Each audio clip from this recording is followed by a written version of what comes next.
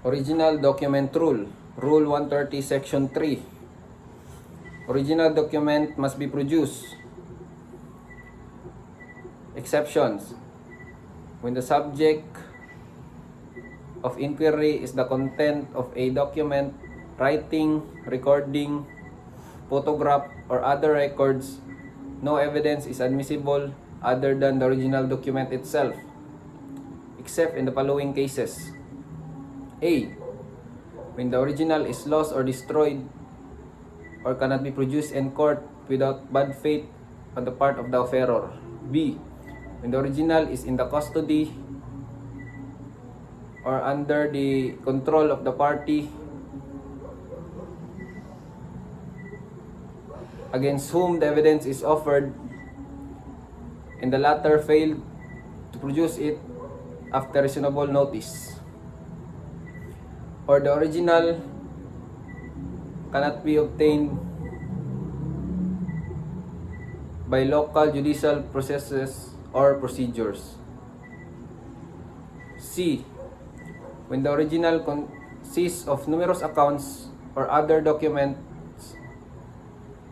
which cannot be examined in court without great loss of time.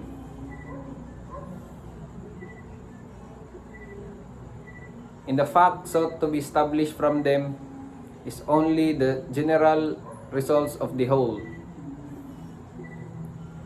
D. When the original is a public record, the custody of a public officers,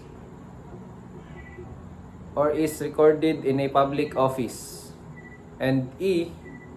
When the original is not closely related to a controlling issue. Parole Evidence Rule. Rule 130 Section 10. Evidence of written agreement.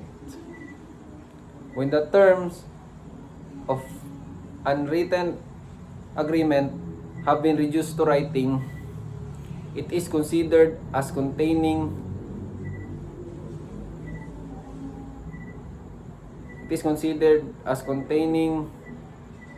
all the terms agreed upon, and there can be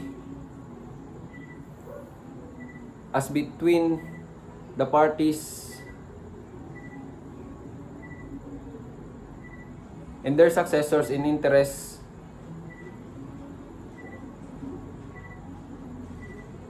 no evidence of such term other than the content of the written agreement. However, a party may present evidence to modify,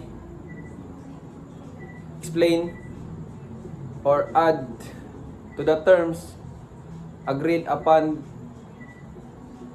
to the terms of the written agreement if he or she puts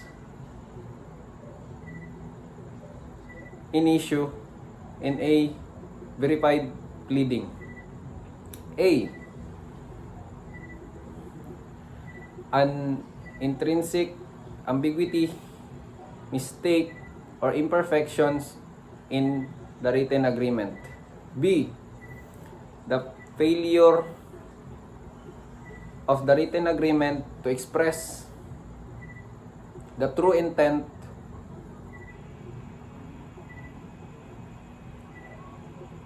and agreements of the parties thereto. C. The validity of the written agreement. Or D. The existence of other terms agreed to by the parties and their successors in interest after the executions of the written agreement. The term agreement includes wills.